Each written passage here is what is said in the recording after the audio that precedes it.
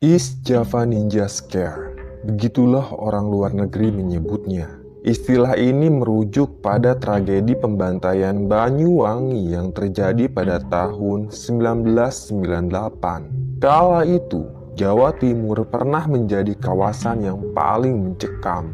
Jangankan keluar malam, setelah maghrib saja orang-orang sudah menutup rapat-rapat pintu rumah mereka. Karena kalau keliaran di luar, maka nyawa mereka akan terancam oleh para ninja yang sangat mengerikan. Teror ninja berawal dari isu dukun santet yang menyebar keresahan. Banyak yang meyakini kalau para ninja ini diutus oleh pihak tertentu untuk membantai para dukun santet. Puncak teror ninja terjadi pada 6 Februari 1998. Kala itu, Bupati Banyuwangi mengeluarkan radiogram yang ditunjukkan untuk seluruh jajaran aparat pemerintahan dari mulai camat hingga kepala desa. Bupati menyuruh jajaran aparat itu untuk mendata orang-orang yang diduga memiliki ilmu supranatural. Sang bupati juga memerintahkan untuk melakukan pengamanan bagi orang-orang tersebut. Kemudian, radiogram selanjutnya dikeluarkan pada bulan September yang berisi penegasan terhadap radiogram sebelumnya. Namun yang terjadi malah sebaliknya. Setelah radiogram itu dikeluarkan dan dilakukan pendataan, pembantaian malah semakin meluas. Dalam sehari, ada 2-9 orang yang terbunuh, sehingga masyarakat berasumsi bahwa radiogram bupati tersebut adalah penyebab dari pembantaian tragis itu. Sementara perintah pengamanan adalah dalih pemerintah untuk membasmi tokoh-tokoh yang berlawanan dengan ideologi. Demikianlah asumsi masyarakat kala itu. Baik, dari fakta sejarah itulah, kali ini Mbah mau cerita tentang seorang wanita bernama Kusuma Kinansih. Orang-orang biasa memanggilnya dengan sebutan Kinan. Ia menjadi salah satu ninja yang paling berbahaya dan sakti pada masa itu. Tanpa banyak basa-basi lagi, langsung aja kita simak ceritanya. Kinan lahir dari keluarga berada. Ayahnya yang bernama Sudrojo Mangunkusumo adalah seorang pengusaha gula sukses yang menguasai puluhan hektar kebun tebu di Jawa. Sementara ibunya yang bernama Bunia merupakan ibu rumah tangga yang sangat baik. Dan saat Kinan berumur 8 tahun, dia mulai punya adik laki-laki yang diberi nama Bayu. Kinan senang karena akhirnya dia punya seorang adik. Dari dulu Kinan minta adik ke ibunya karena Kinan ingin sekali punya teman bermain. Rumah keluarga Sudrojo berada di pertengahan antara desa dan kota. Wilayah itu disebut distrik Simpangan karena memang lokasinya sering sekali dilintasi oleh orang-orang yang hendak pergi ke kota. Di distrik itu juga ada sebuah pasar yang cukup besar. Sementara itu, rumah keluarga Sudrojo Mangunkusumo merupakan yang paling mewah di kawasan tersebut. Pagarnya besar sekali dan dicat berwarna hitam keemasan. Rumah Sudrojo punya 2 lantai dan 3 orang pembantu. Kehidupan keluarga Sudrojo benar-benar sempurna. Istri dan anaknya juga bahagia karena memang keluarga itu bergelimangan harta. Namun, semua itu seketika saja berubah drastis saat ayahnya Kinan jatuh sakit. Di sore hari, Sudrojo pulang dari pabrik gula. Ia diantar oleh sopir pribadinya menggunakan mobil sedan mewah. Wajah Sudrojo pucat sekali. Tubuhnya juga dipenuhi keringat. Dia mengalami demam yang amat serius. Sudrojo pun turun dari mobil sambil terhuyung-huyung. Dia dipapah oleh istrinya menuju kamar. Kemudian Sudrojo terbaring di atas tempat tidur. Kini tubuhnya menggigil. Buru-buru istrinya itu meraih gagang telepon. Ia memutar-mutar nomor telepon tersebut. Bunia berusaha menghubungi dokter langganannya yang biasa datang ke rumah. Telepon itu pun terhubung. "Halo, selamat siang," ucap dokter dari seberang telepon. Itu suara lelaki dewasa. "Halo dok, saya Nia dok. Bisa tolong ke rumah sekarang juga? Suami saya sakit parah," ucap Nia. Raut wajahnya sangat khawatir. "Astaga, sejak kapan sakitnya bu?" tanya dokter itu. "Baru hari ini dok, padahal tadi pagi baik-baik saja," ucap Bu Nia. "Baik bu, saya segera ke sana," kata dokter itu. Beberapa saat kemudian, terdengar suara mobil memasuki halaman rumahnya Sudrojo. Itu adalah mobil milik dokter yang barusan ditelepon Bu Nia. Dengan tergesa-gesa, Pak Dokter itu turun dari dalam mobil. Ia menenteng tas hitam berisi peralatan medis. Dokter itu sangat kaget saat melihat kondisi Sudrojo yang amat parah. Dia muntah darah. Dan bukan hanya itu saja, Sudrojo juga memuntahkan kelabang dari dalam mulutnya. "Dok, ini bukan perkara medis. Saya disantet," ucap Sudrojo. Wajahnya memerah, kedua matanya berair, mulutnya penuh dengan darah. Sementara itu, istri dan anaknya menangis histeris melihat kondisi Sudrojo yang semakin parah. "Siapa yang nyantet kamu, Mas?" tanya istrinya Sudrojo sambil menangis histeris. Sudrojo tidak tahu pasti siapa yang telah melakukan ini padanya. Bisa saja ada orang yang iri pada kesuksesan Sudrojo. Dokter pun memeriksa kondisi Sudrojo. Memang sangat aneh. Tak pernah dokter itu menemukan penyakit yang sangat aneh seperti yang dialami Sudrojo. Beberapa ekor kelabang keluar lagi dari dalam mulutnya Sudrojo dibarengi dengan muntah darah. "Sudah dok, ini bukan urusan medis. Aku harus cari ustadz yang bisa menangkal santet ini," ucap Sudrojo. Ia pun menyuruh istrinya untuk segera memanggil ustadz yang terkenal bisa menangkal gangguan makhluk gaib. Namun sayangnya, saat ustadz itu tiba di rumahnya Sudrojo, lelaki itu sudah tewas dengan sangat mengenaskan. Ranjangnya dipenuhi darah. Belasan kelabang merayap di atas lantai. Istri dan anaknya menangis dari luar kamar. Mereka tak berani masuk karena jumlah kelabang di dalam kamar itu semakin banyak. "Innalillahi wa inna ilaihi roji'un," ucap Ustadz sambil menutup mata Sudrojo yang melotot.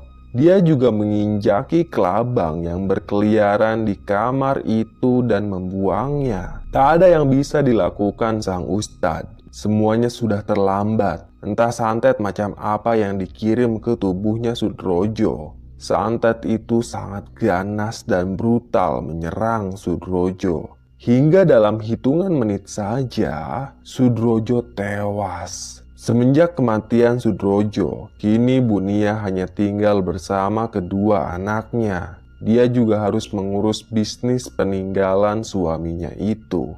Untungnya Bu Nia tidak sendirian dalam mengurus bisnis gula. Dia didampingi oleh Mas Aji yang memang sejak dulu sudah jadi asistennya Sudrojo. Mas Aji ini masih ada hubungan kerabat dengan keluarganya Sudrojo. Bisa dibilang kerabat jauh lah. Namun sayangnya 3 bulan kemudian Bu Nia juga meninggal karena penyakit aneh. Sekujur tubuhnya melepuh seperti habis dibakar. Dokter juga bingung pada penyakit yang diderita wanita itu. Berbagai pengobatan sudah dilakukan, tapi nyawa Bu Nia tidak tertolong. Dia meninggal di rumah sakit.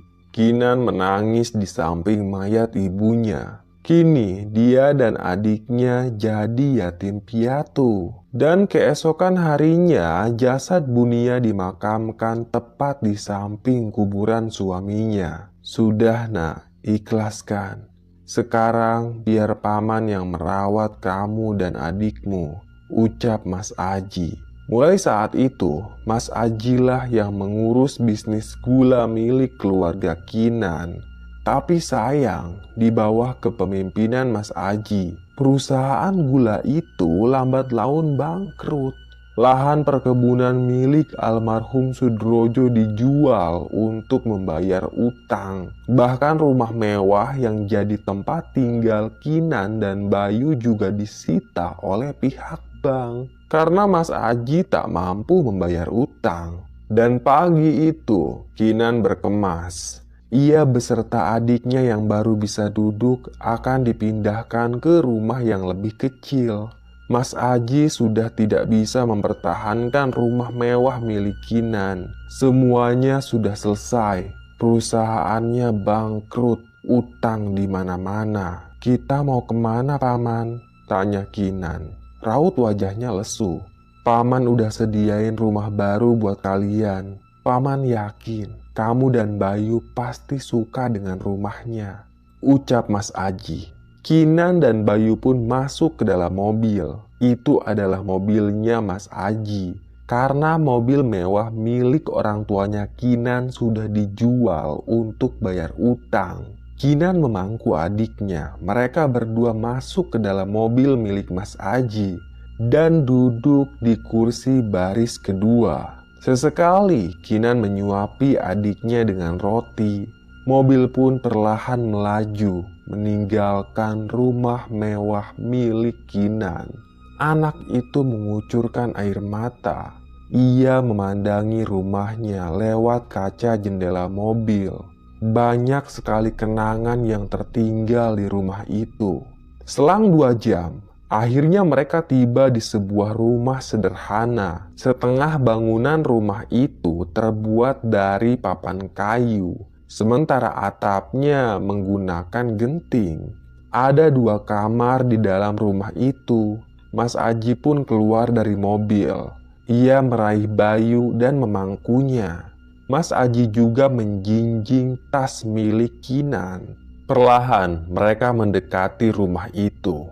Mas Aji meletakkan tas yang berisi pakaian di depan pintu rumah. Tangan kirinya menggendong Bayu, sementara tangan kanannya merogoh kantong celana jeans. Ia meraih kunci rumah itu dan membuka pintunya. "Ayo masuk," ucap Mas Aji. Perlahan, Kinan pun masuk. Kinan memperhatikan ruangan rumah itu. Mas Aji mendudukan Bayu di atas kursi rotan. Tak ada barang-barang mewah di rumah tersebut. Hanya ada kursi rotan, lemari kayu, dan TV hitam putih jadul yang tampak sangat usang. Kalau dilihat-lihat, TV itu tampak sudah tidak berfungsi sama sekali. "Paman tinggal di sini juga kan?" tanya Kinan. "Enggak, Paman harus pulang. Tapi jangan khawatir. Setiap hari Paman pasti jenguk kalian," ucap Mas Aji. Kinan tak menimpali. Sebenarnya dia enggan tinggal di rumah itu. Aura rumahnya terkesan menyeramkan. Ditambah lagi, lokasi rumah itu terpisah dari perkampungan warga. Lokasinya berada di tengah-tengah perkebunan pohon pinus. Dan ternyata itu adalah villa milik mendiang bapaknya Kinan. Hanya itulah aset satu-satunya yang tersisa. Sebenarnya Mas Aji sudah menawarkan rumah itu ke para pembeli. Tapi karena lokasinya tidak strategis, alhasil rumah itu tidak laku. "Ya sudah, Paman pamit dulu ya," ucap Mas Aji pada Kinan. Lelaki itu membekali Kinan 3 buah roti tawar dan selai stroberi. "Besok Paman kesini lagi bawa makanan yang enak buat kalian," ucap Mas Aji. Kinan pun mengangguk. Dia berjalan perlahan mengikuti Mas Aji sampai pintu rumah. Dia hanya bisa memandangi mobilnya Mas Aji yang perlahan pergi meninggalkan rumah tersebut. Keesokan harinya, Mas Aji tak kunjung muncul. Padahal dari pagi Kinan sudah menunggunya di depan rumah. Dan tak lama kemudian terdengar suara deru motor dari kejauhan. Kinan pun tersenyum. Ia kira itu adalah Mas Aji, tapi ternyata bukan. Yang datang malah seorang lelaki kurus berambut keriting. Dia adalah pesuruhnya Mas Aji. Lelaki itu membawa rantang dan botol air minum. "Selamat pagi, kamu Kinan ya?" ucap lelaki kurus itu. Kinan pun mengangguk. "Ini ada titipan nasi dari Mas Aji," ucap si lelaki sambil menyodorkan rantang nasi dan air minum. Kinan pun menerimanya. "Mas Aji kemana?" tanya Kinan. "Oh, katanya dia sedang sibuk," timpal lelaki itu. Si lelaki kurus pun pamit. Kinan masuk ke dalam rumah. Ternyata rantang nasi itu adalah kiriman pertama sekaligus yang terakhir. Mas Aji tak pernah ada kabar lagi. Si lelaki kurus juga tak kunjung muncul lagi. Siang itu, Kinan dan Bayu mulai merasa lapar. Persediaan makan sudah habis. Kinan dan adiknya duduk sepanjang hari di beranda rumah. Bocah itu berharap Mas Aji muncul dengan membawa makanan. Tapi lelaki itu tak kunjung muncul sampai hari mulai gelap. Segera Kinan bangkit dari duduknya. Ia menggendong Bayu untuk masuk ke dalam rumah. Namun, sebelum Kinan menutup pintu, Kinan melihat seorang nenek yang berpakaian kebaya jadul. Kebaya itu tampak sudah sangat usang. Entah dari mana datangnya nenek tersebut. Dia menggendong sebuah bakul, lalu berjalan menuju beranda rumahnya Kinan. Perlahan, Kinan mendudukkan kembali adiknya di atas lantai dan membukakan pintu. "Nak, sini makan. Nenek bawa nasi sama lauk pauk buat kalian berdua," ucap nenek itu. Ia duduk di tepi beranda rumahnya Kinan. Kedua kaki nenek itu nyeker.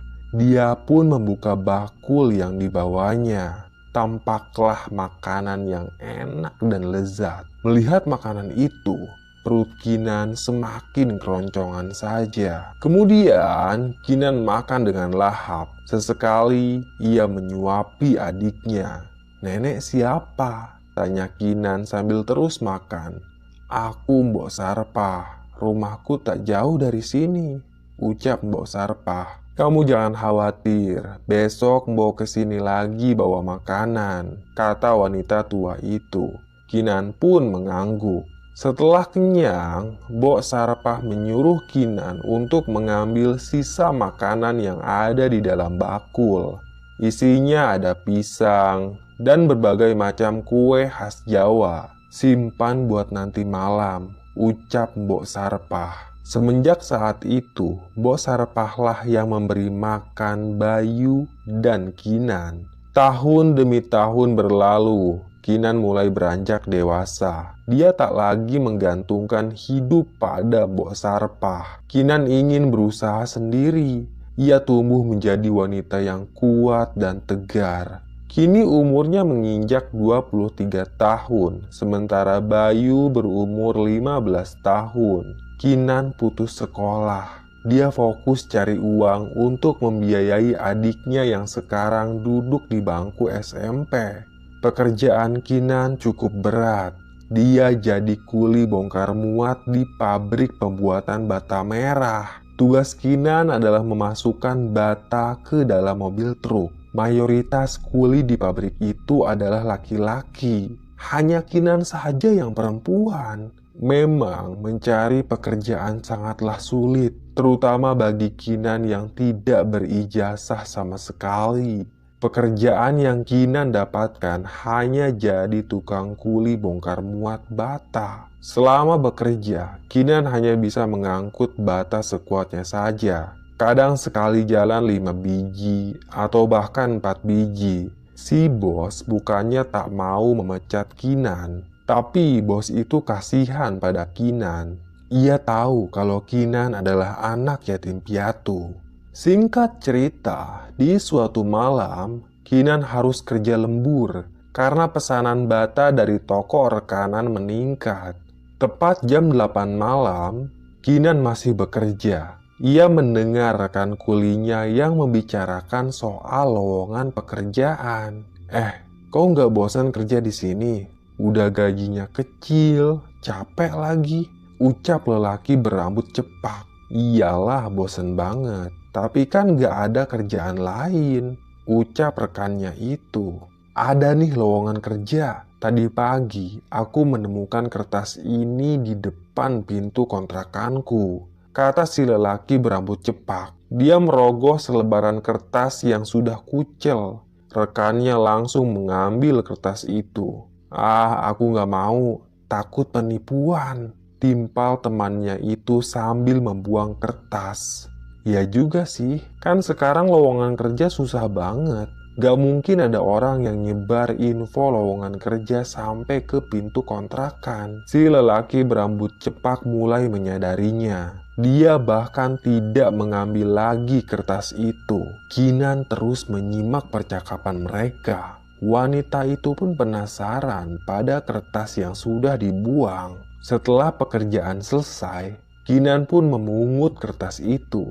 Perlahan, Kinan membacanya. Walaupun wanita itu putus sekolah, tapi Kinan sudah pandai membaca dan menulis. Lowongan kerja dengan gaji tinggi, desis Kinan. Buru-buru ia kantongi kertasnya dan langsung pergi meninggalkan kawasan pabrik. Keesokan harinya, Kinan tidak masuk kerja. Semua orang bertanya-tanya apakah wanita itu sedang sakit. Dan ternyata Kinan mau mendatangi alamat yang tertera pada kertas lowongan kerja. Pagi-pagi sekali ia sudah menyiapkan sarapan untuk adiknya. Bayu menampakkan wajah murung karena uang SPP sekolahnya sudah nunggak selama 6 bulan. Dikasih surat tagihan lagi ya? Tanya Kinan. Mereka berdua duduk di meja makan. Bayu mengangguk. Ia menyendok nasi goreng lalu mengunyahnya. Kamu tenang aja ya dek. Minggu ini kakak pasti lunasi SPP kamu, ucap Kinan sambil tersenyum. Bayu mengangguk lagi. Dia sudah sering mendengar kalimat itu dari kakaknya. Tapi uang SPP tak kunjung dilunasi. Maklum sebagai kuli bongkar muat, gaji Kinan hanya cukup untuk makan sehari-hari.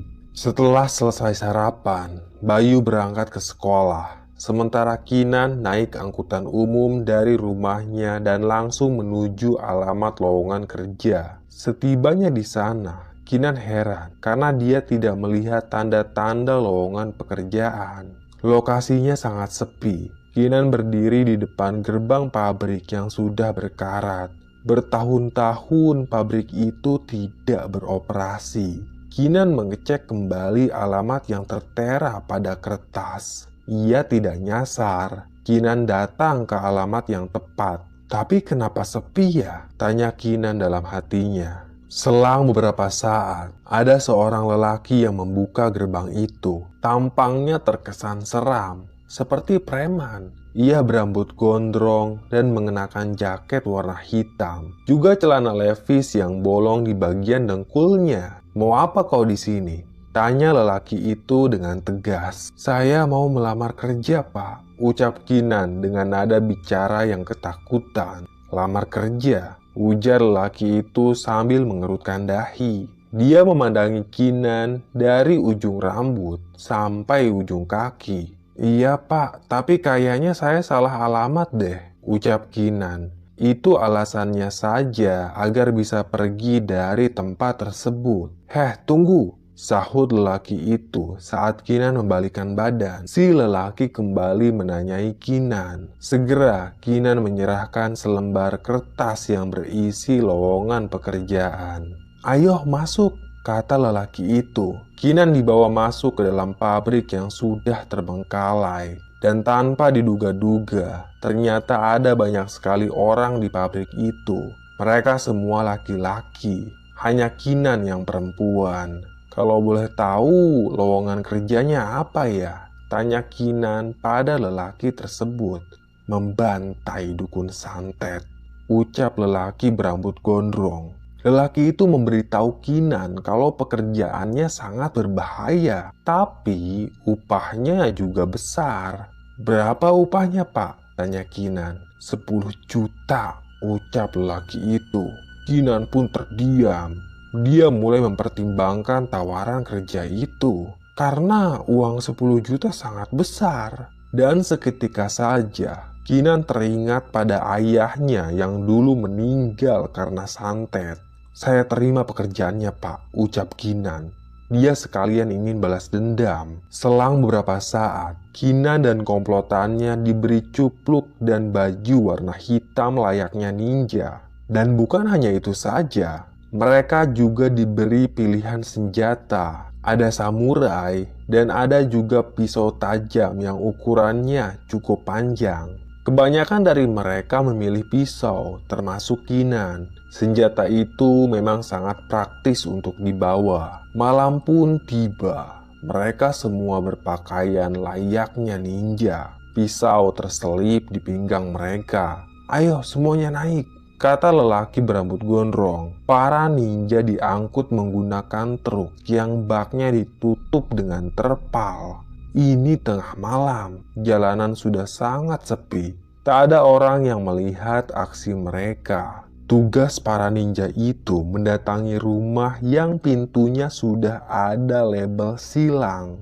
Tim rahasia sudah memberi label itu menggunakan cat, bertujuan untuk membedakan mana rumah dukun santet dan mana yang bukan. Beberapa saat kemudian, mobil itu berhenti di pinggir hutan. Para ninja pun turun. Desa yang menjadi target mereka berada di tengah-tengah perkebunan karet. Dengan sigap, para ninja lari di antara batang-batang pohon karet. Kinan tertinggal beberapa meter dari kawan-kawannya. Dengan sekuat tenaga, Kinan pun menyusul mereka.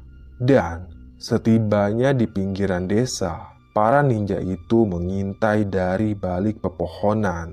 Kemudian, salah satu dari mereka mengacungkan tangan kanannya, memberi isyarat agar para ninja itu segera masuk ke desa. Dengan senyap, mereka merayapi desa itu. Satu persatu, mereka berhasil masuk ke rumah warga. Yang mereka incar hanya dukun santet.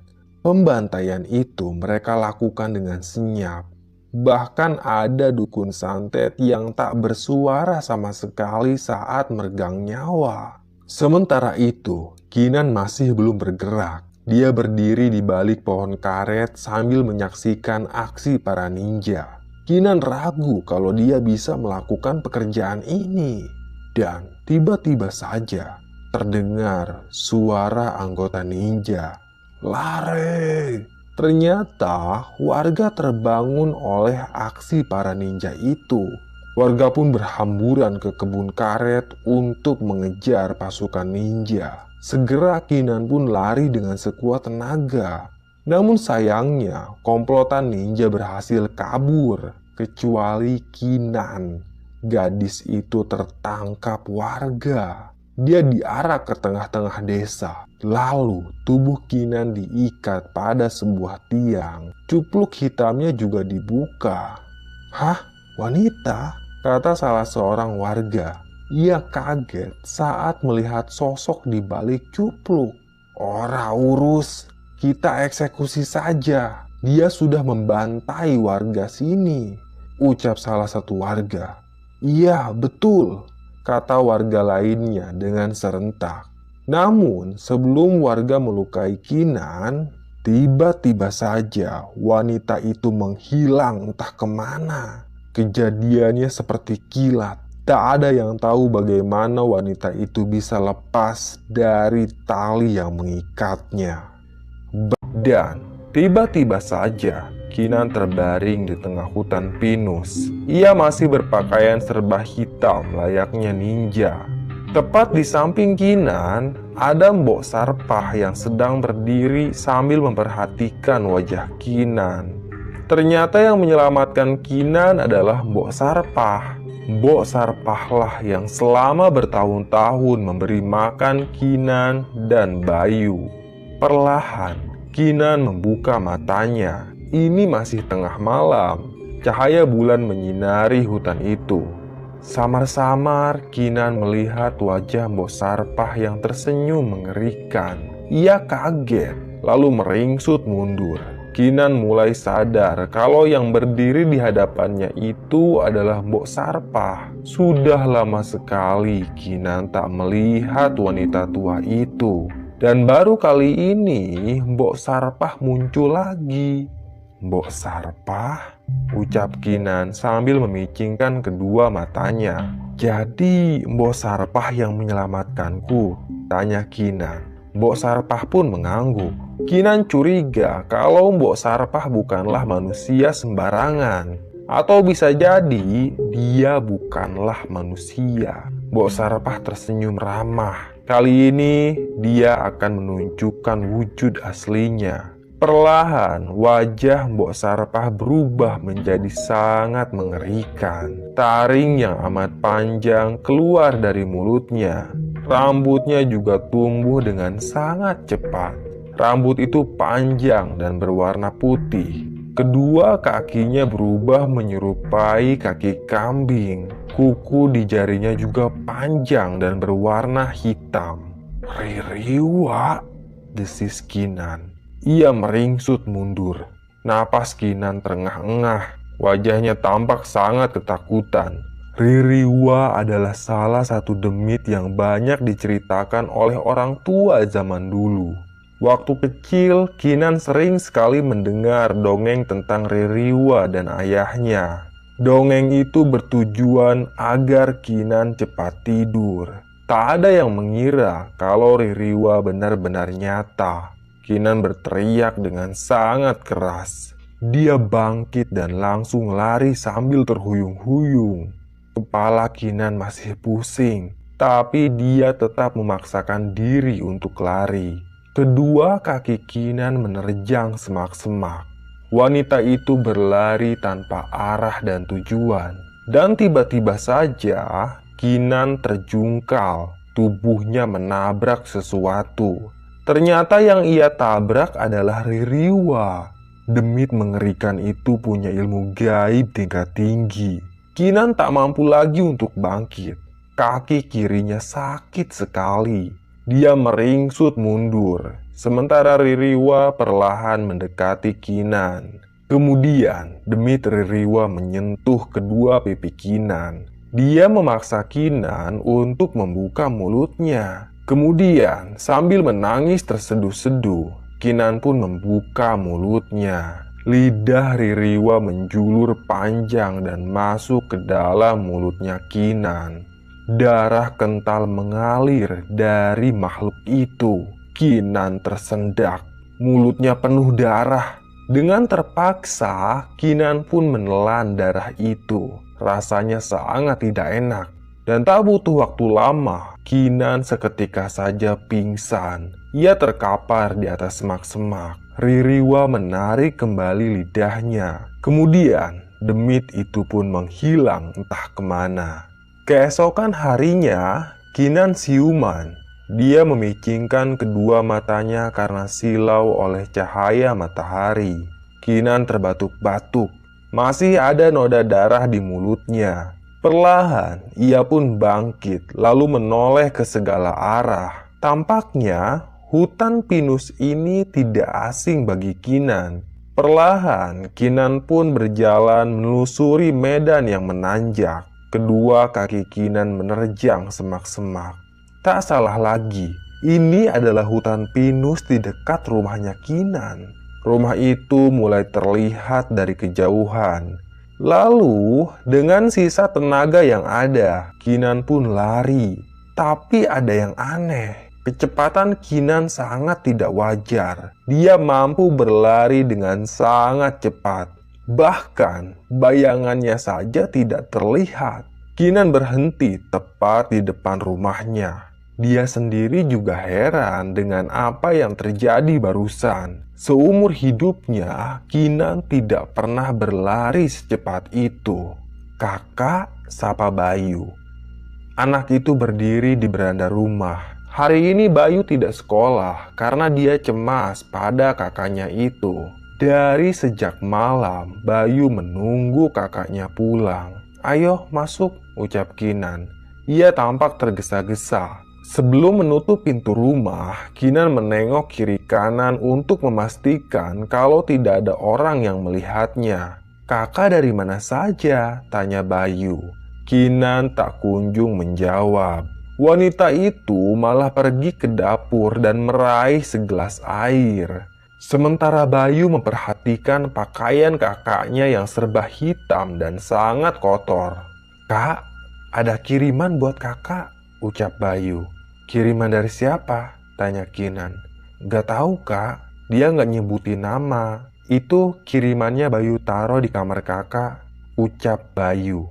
Segera Kinan masuk ke kamarnya. Dia mendapati sebuah amplop warna coklat yang amat tebal. Buru-buru Kinan membuka amplop itu. Dia kaget, ternyata isinya adalah uang. Jelas uang itu adalah upah dari pekerjaan semalam. Kinan pun tersenyum. Ternyata upah yang dijanjikan benar-benar nyata. Segera Kinan mengambil beberapa lembar uang itu, dan sisanya ia masukkan ke dalam lemari. Kemudian Kinan dan Bayu belanja kebutuhan rumah. Mereka juga membeli makanan yang enak-enak. Setelah mendapatkan upah itu, Kinan bahkan bisa membayar SPP adiknya. Selang 3 hari, Kinan mulai memikirkan kembali keanehan yang pernah terjadi padanya beberapa hari lalu. Ia pun pergi ke halaman belakang rumah untuk menjajal kemampuannya. Kinan lari sekuat tenaga. Kecepatannya seperti kilat. Wanita itu bahkan bisa melompat dengan sangat tinggi lalu hinggap pada batang-batang pohon. Kinan berhenti sejenak. Dia tidak merasa capek sama sekali. Kemudian Kinan meraih sebuah tongkat kayu. Ia mengayun-ngayunkan tongkat itu lalu menyabetkannya ke segala arah. Gerakan Kinan sangat lincah dan cepat. Daun-daun kering berterbangan terkena hembusan tongkat.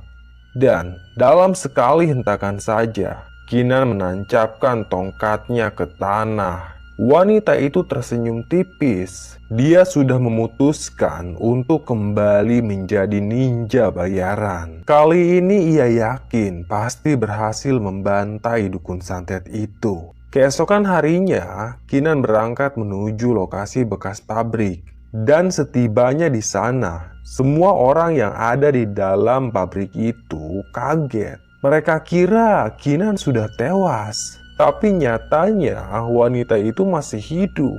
Kinan tak langsung diterima jadi ninja. Dia ditanyai beberapa hal oleh lelaki berambut gondrong. Mereka takut kalau Kinan ini adalah mata-mata warga. Tapi Kinan menjelaskan apa adanya. Dia ngaku diselamatkan oleh demit Ririwa dan diberi kekuatan oleh demit tersebut. "Hah? Kekuatan?"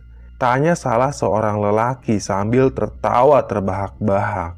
"Iya, kau tak percaya?" Kinan malah tanya balik.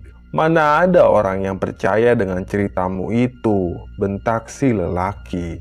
"Aku bisa buktikan," timpal Kinan dengan santai. Lelaki berambut gondrong itu pun menantang Kinan untuk berkelahi. Kinan berdiri, kedua kakinya tegak lurus.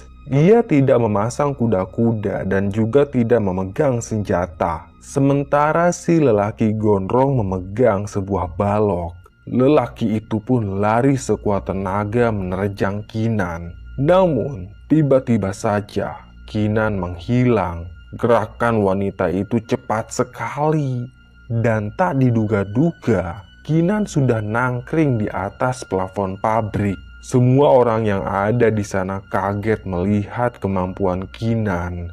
Lalu, dengan sekejap, Kinan sudah ada di belakang si lelaki gondrong. "Kena kau," bisik Kinan. Kalau saja Kinan memegang pedang samurai, pastilah lelaki itu sudah tewas. Dan beberapa saat kemudian terdengarlah tepuk tangan yang riuh. Semua orang yang ada di gudang pabrik itu kagum melihat kemampuan Kinan. Tak ada alasan bagi si lelaki gondrong untuk tidak menerima kembali Kinan sebagai anggota. Baik, kau kuterima lagi sebagai anggota, ucap lelaki gondrong itu. Tapi misi kali ini sangat berbahaya. Desa yang menjadi target kita sudah dijaga oleh warga. Di desa itu juga ada seorang dukun yang sangat sakti. Aku tugaskan kau, Kinan, untuk menghabisi dukun santet itu. Nama dukun santetnya Kisap Tadi. Rumah Kisap Tadi paling mewah di desa itu. Sudah ada tanda silang di depan gerbangnya. Kau tinggal masuk saja ke rumahnya dan habisi dia, ucap lelaki berambut gondrong. Kinan pun mengangguk. Dia yakin bisa menjalankan misi ini dengan baik. Lelaki gondrong menoleh pada anggota lainnya. Dan buat kalian, aku bagi 2 tim. Sebagian ikut dengan Kinan dan sebagian lagi pergi ke desa lain untuk memburu dukun santet yang rumahnya sudah diberi tanda, ucap lelaki gondrong. Mereka semua mengangguk. Beberapa saat kemudian, para ninja itu pun diangkut menggunakan mobil truk yang ditutup dengan terpal. Mereka akan menuju 2 desa yang berbeda untuk menghabisi dukun santet. Kemudian, jam 1:30 dini hari, mobil truk yang membawa Kinan dan rombongannya berhenti di tengah jalan yang sepi. Satu persatu mereka semua turun. Kinan tampak menenteng sebuah samurai. Kali ini dia memilih senjata itu karena memang lawannya bukanlah dukun sembarangan. Kinan berdiri sejenak di pinggir jalan.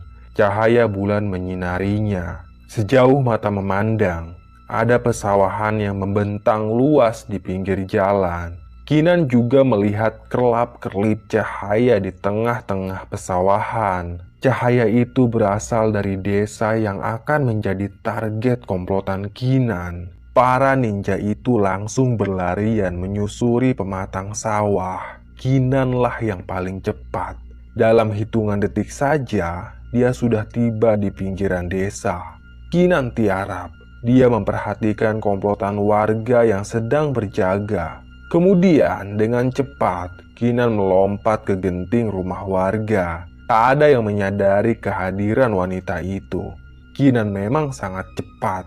Baju dan cupluk serba hitam membuat Kinan mudah berkamuflase. Kinan langsung mencari rumah yang paling mewah di desa itu. Dan tak sulit bagi Kinan untuk menemukan rumah dukun sakti. Kinan pun loncat dari satu atap ke atap lainnya. Lalu ia hinggap di atas rumahnya Kisap Tadi. Rumah itu tampak gelap. Barangkali penghuninya sudah tidur. Anehnya, pintu belakang rumah itu tidak dikunci. Sehingga Kinan dapat dengan mudah masuk ke dalam rumah dukun santet. Entah kenapa Kinan menjadi sangat pemberani. Mungkin saja dia dipengaruhi oleh demit Ririwa. Kinan menelusuri rumah Kisap Tadi. Dia pun berhenti tepat di depan sebuah kamar. Kebetulan pintu kamar itu terbuka sedikit. Dari celah pintu itu, Kinan melihat cahaya lilin yang menyala. Tepat di depan lilin itu ada Kisap Tadi yang sedang duduk sila. Dengan cepat, Kinan masuk ke dalam kamar itu. Ia mengeluarkan samurainya lalu menebaskan senjata itu ke arah Kisap Tadi. Namun yang terjadi malah di luar dugaan. Si dukun santet menahan samurai menggunakan keris. Dukun itu pun bangkit. Dia mundur beberapa langkah. Kemudian Kinan menghilang begitu saja. Kisap Tadi menoleh ke segala arah mencari keberadaan ninja itu. Kemudian Kisap Tadi memejamkan mata. Mulutnya juga berkomat kamit. Dan tiba-tiba saja Kinan sudah ada di samping Kisap Tadi. Wanita itu langsung menebaskan samurai ke lehernya Kisap Tadi. Dan anehnya, Kisap Tadi malah tertawa terbahak-bahak. Dia kebal akan senjata tajam. Segera Kisap Tadi mencekik leher Kinan. Lelaki itu mengangkat tubuh Kinan. Kinan gelagapan, senjatanya pun jatuh ke lantai. "Habis kau," ucap dukun itu sambil tertawa terbahak-bahak. Kinan semakin kesulitan untuk bernapas. Kedua tangannya menggapai-gapai. Cekikan Kisap tadi semakin kuat saja. Kalau begini terus, Kinan bisa tewas. Untungnya, sesaat kemudian ada asap kental yang menggumpal di ruangan itu. Lalu muncullah sosok demit Ririwa. Kisap tadi sangat kaget. Dia pun melepaskan Kinan dan segera menyerang Ririwa itu menggunakan keris sakti. Tapi sayang, Kisap tadi tidak cukup sakti untuk mengalahkan Ririwa. Dukun itu kalah. Ririwa memakan Kisap tadi bulat-bulat. Tak ada yang tersisa sedikit pun dari bagian tubuh Kisap tadi. Setelah Ririwa itu menelan Kisap tadi, ia langsung membawa Kinan untuk pergi dari desa itu. Dan keesokan harinya, warga desa geger karena banyak dukun di desa mereka yang tewas. Ternyata tadi malam komplotan Kinan berhasil menghabisi para dukun santet. Sementara itu, Kisap tadi hilang entah kemana. Penduduk desa tidak tahu kalau Kisap tadi sudah dimakan oleh demit Ririwa. Ilmu aneh yang diberikan oleh makhluk gaib. Makhluk gaib itu adalah Ririwa, demit yang sejak dulu mengurus Kinan dan adiknya. Ilmu gaib yang diberikan Ririwa itu benar-benar membuat Kinan sakti. Kinan bahkan bisa berlari secepat kilat layaknya ninja sungguhan. Dengan ilmu itu, Kinan pun ditugaskan untuk menghabisi seorang dukun sakti yang tinggal di sebuah desa. Dia bukanlah dukun sembarangan. Pertarungan sengit sempat terjadi antara Kinan dan si dukun sakti. Kinan hampir saja tewas. Untung saja saat ia terdesak, tiba-tiba muncul demit Ririwa yang menolong Kinan. Demit itu menelan si dukun sakti bulat-bulat. Kemudian Ririwa membawa Kinan pergi dari desa tersebut. Keesokan harinya, Kinan terbaring di atas tempat tidur. Semalam dia sempat tidak sadarkan diri. Pertarungan itu benar-benar membuat Kinan lemas. Untung saja ada Ririwa yang selalu menyelamatkan Kinan di saat-saat genting. Kinan pun bangkit dari tempat tidurnya dan bergegas ke kamar mandi. Ia melihat adiknya sedang sarapan di dapur. Bayu memperhatikan kakaknya itu yang tampak kecapean. "Kakak semalam kemana?" tanya Bayu. "Kakak ada kerjaan, Dek," ucap Kinan sambil terus berjalan menuju kamar mandi. Bayu penasaran pada pekerjaan kakaknya itu. Ia yakin kakaknya itu tak lagi bekerja di pabrik pembuatan bata merah. Tak lama kemudian, ada seseorang yang mengetuk pintu. Segera Bayu beranjak dari meja makan dan langsung membukakan pintu. Lagi-lagi Bayu didatangi pria berbadan besar dan berpenampilan layaknya preman. "Ini kasih ke kakakmu," ucap lelaki itu sambil menyodorkan amplop coklat yang berisi segepok uang. Bayu pun menerimanya. Kemudian si lelaki berbadan besar pergi begitu saja. Kinan keluar dari kamar mandi. Wajahnya tampak lebih segar. "Kak, ada kiriman lagi," ucap Bayu. Kinan pun tersenyum. Ia mengambil amplop itu dan memeriksanya. "Ini gaji kakak, Dek," ucap Kinan pada adiknya. "Emang kakak kerja apa? Kok gajinya gede banget?" Bayu semakin penasaran saja. "Kerjaan kakak itu berat, Dek. Makanya gajinya gede. Udah jangan dipikirin. Sana berangkat ke sekolah," kata Kinan. Ia memberi uang jajan untuk adiknya itu. "Oh ya, Dek, nanti kalau kamu udah pulang, kita langsung ke dealer ya buat beli motor," ucap Kinan. "Hah, serius, Kak?" tanya Bayu. Kinan mengangguk. Pagi itu Bayu sangat senang. Dari dulu, Bayu memang ingin sekali punya motor.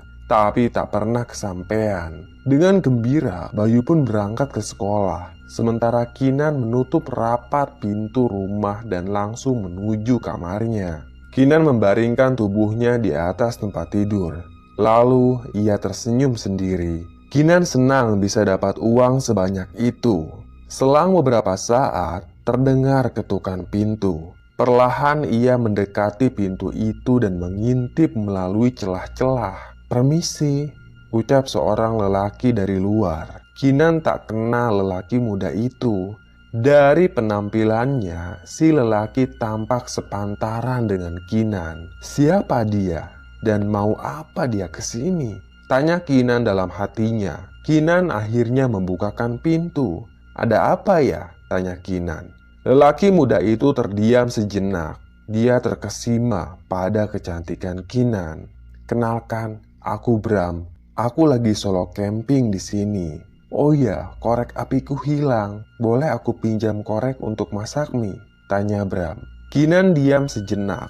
"Boleh," ucap Kinan. Ia tetap waspada. Kalau Bram berani macam-macam, maka Kinan tidak akan segan-segan untuk menghabisinya. "Ini koreknya," ucap Kinan. "Terima kasih ya, nanti aku kembalikan," timpal Bram. "Tak usah, aku punya 2 korek di rumah," ucap Kinan.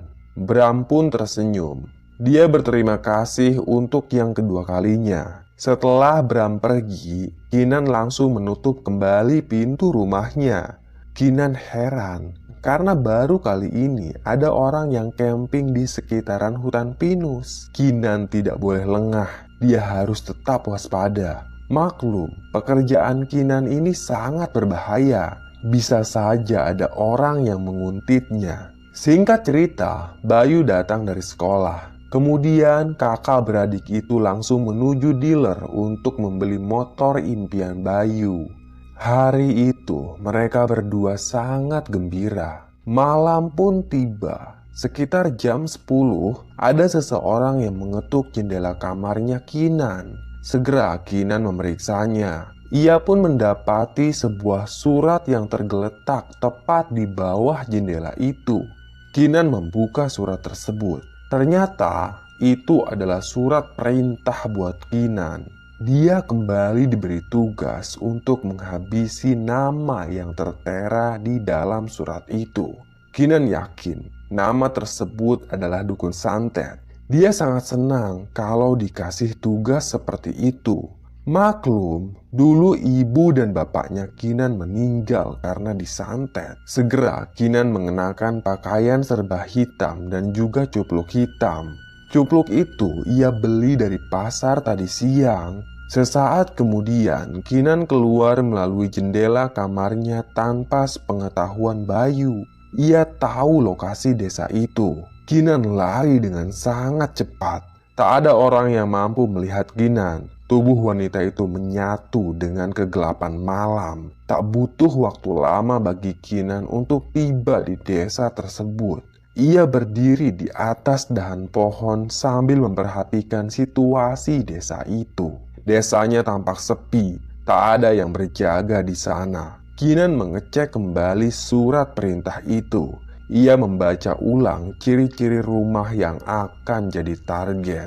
Dengan cepat, Kinan loncat dari satu atap ke atap rumah lainnya. Ia pun berhasil menemukan rumah yang akan menjadi target. Sayangnya, rumah itu dikunci rapat. Kinan menggunakan pedang samurainya untuk mencungkil jendela. Dengan mudah, jendela itu berhasil dicungkil. Namun anehnya, baru saja Kinan masuk ke dalam rumah, kepala Kinan terasa sangat sakit. Perlahan, Kinan menyusuri ruangan rumah yang tampak sepi itu. Lampu rumahnya menyala sehingga memudahkan Kinan untuk mencari keberadaan si Dukun Santet. Tapi, ada yang aneh di dalam rumah itu. Kinan melihat banyak foto-foto ulama yang terpajang di dinding. Sebelumnya, Kinan tak pernah melihat ada foto ulama di rumah Dukun Santet. "Kau cari saya?" Tiba-tiba saja terdengar suara lelaki.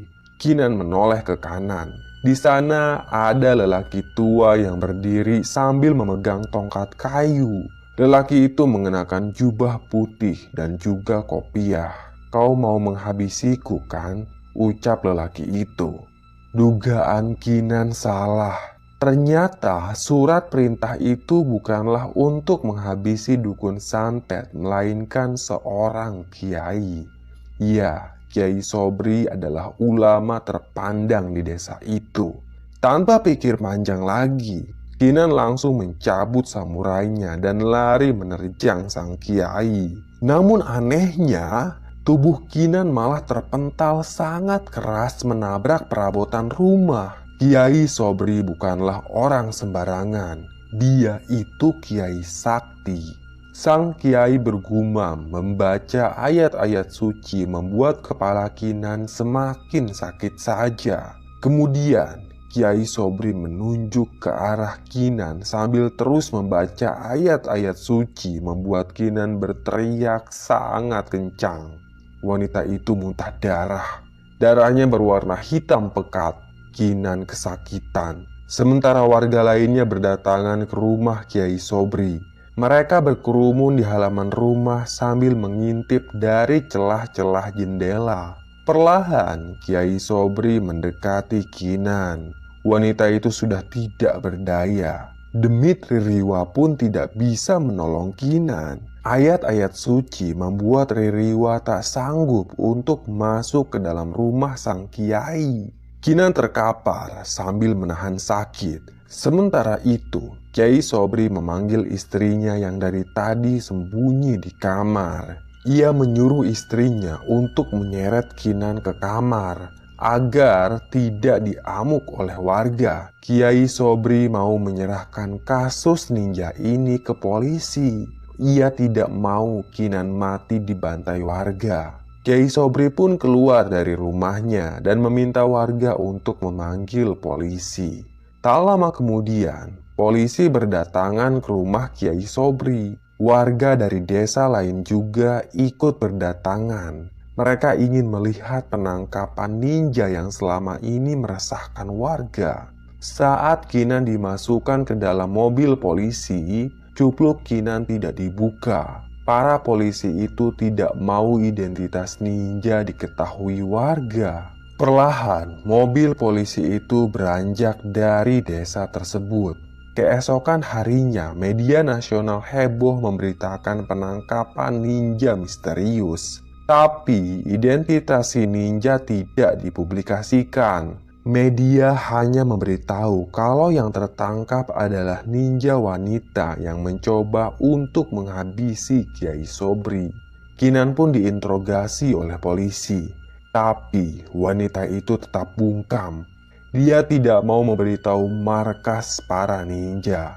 Sementara itu di rumah, Bayu khawatir karena kakaknya tidak kunjung pulang. Dia juga tidak tahu tempat kakaknya bekerja. Bayu tak sadar kalau penangkapan ninja itu ternyata adalah kakaknya. Sepanjang hari, Bayu berdiri di beranda rumahnya, berharap kakaknya itu pulang. Tapi Kinan tak kunjung pulang. Wanita itu dibawa ke meja hijau. Wajahnya tetap ditutupi. Tanpa ampun, dia dijatuhi hukuman mati oleh pengadilan karena terbukti menjadi anggota ninja yang telah meneror warga. Kinan pasrah, dia tak bisa berbuat apa-apa. Ilmu gaib dari Demit Ririwa sudah hilang. Kiai Sobri membersihkan tubuh Kinan dari pengaruh demit itu. Vonis sudah dijatuhkan. Dengan begitu, Kinan akan dipindahkan ke rutan Nusa Kambangan. Ia akan dieksekusi di pulau tersebut. Selama di dalam penjara Nusa Kambangan, Kinan menangis. Dia teringat pada adiknya. Entah bagaimana nasib adiknya nanti. Pastilah Bayu sangat khawatir karena kakaknya itu tak kunjung pulang. Di Nusa Kambangan, Kinan ditempatkan dalam sel tahanan khusus. Hanya ada dia di dalam sel itu. Selnya lembab dan bau. Kinan duduk di pojokan sambil memeluk dengkulnya sendiri. Kepala Kinan juga tertunduk. Dia terus-terusan menangis. Detik demi detik jadi sangat berat bagi Kinan karena malam ini dia akan dieksekusi mati. Beberapa jam kemudian, terdengar suara langkah kaki segerombolan orang mendekati sel tahanan Kinan. Mereka adalah regu tembak. Salah satu dari mereka membuka pintu sel dan langsung memborgol kedua tangan Kinan.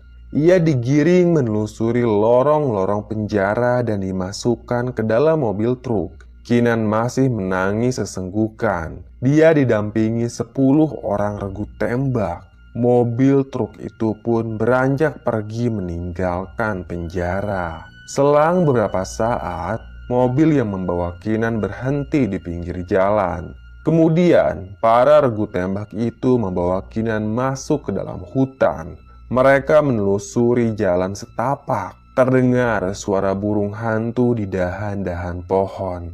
Mereka akhirnya tiba di kawasan eksekusi.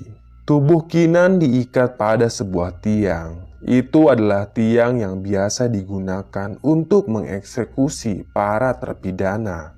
Bau anyir menguar di kawasan tersebut, membuat Kinan mual-mual. Matanya mau ditutup atau tidak? Tanya salah satu komandan yang akan memimpin eksekusi itu. Kinan menggelengkan kepala. Apa ada permintaan terakhir? Komandan itu kembali bertanya. Kinan mengangguk. Tolong sampaikan pada adikku Bayu. Bilang padanya kalau aku sudah meninggal, ucap Kinan. Dia memberitahu alamat rumahnya yang berada di tengah-tengah hutan pinus. Komandan itu pun menganggukkan kepala. Baik, aku akan sampaikan, ucap si komandan. Regu tembak itu berbaris di hadapan Kinan, jaraknya sekitar 5 meter. Sementara si komandan berdiri di samping regu tembak, dialah yang akan memberi aba-aba. Kinan mendongak ke langit malam. Regu tembak siap mengeksekusinya. Hanya ada satu senjata yang diisi peluru. Para regu tembak itu tidak tahu senjata mana yang ada isinya. Kemudian komandan memberi aba-aba dengan cara mengacungkan sebuah tongkat ke langit. Para regu tembak pun membidikkan senjatanya ke dada Kinan. Namun, sesaat sebelum Kinan dieksekusi, tiba-tiba saja para regu tembak itu tumbang satu persatu. Anak panah menancap di leher mereka. Komandan kaget melihat anak buahnya tumbang. Ia mendongak ke dahan-dahan pohon sambil mengarahkan cahaya senter. Komandan itu melihat puluhan ninja yang bertengger di dahan pohon. Mereka dengan cepat menyerbu si komandan dan langsung menghabisinya. Komandan itu pun tewas dengan sangat mengenaskan. Segera para ninja membuka tali yang mengikat tubuh Kinan. Lalu mereka membawa Kinan pergi dari hutan itu. Ternyata semenjak Kinan tertangkap, komplotan ninja terus menguntit Kinan. Mereka mencari celah untuk membebaskan kawannya itu. Dan malam ini, para ninja akhirnya berhasil membawa Kinan kabur menggunakan perahu nelayan yang mereka sewa. Semenjak saat itulah, Kinan dan komplotan ninja menghilang. Rumah Kinan kosong. Ternyata Bayu juga sudah diamankan oleh komplotan ninja. Selesai.